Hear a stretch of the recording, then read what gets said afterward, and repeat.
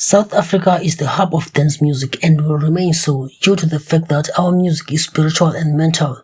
We dance in liberation, we dance in revolution, and we dance for manifestation. From Oskido, Black Coffee, Liquid Deep, Moby Dixon and DJ Tira, to DJ Maphorisa, DJ Cleo, DJ Zinhle, Heavy K, Kabza the Small and Calvin Momo. Now we emerge to Kutela and Jazzworks. The South African sound consistently evolve to greater heights. This new duo focuses on tree-step, a sound popularized by Dlala Thukzin and derived from Afro House. This new sound has captured South African dance scene in 2025 as the hottest genre, surpassing Amapiano not in revenues or reach but growth. But eventually, the sound will fall back as Amapiano remains the most consumed genre not only in Africa but internationally as well. The duo needs to be innovative and creative in order to stay relevant and on demand on the market by working not only on their craft but their brand and business model as well.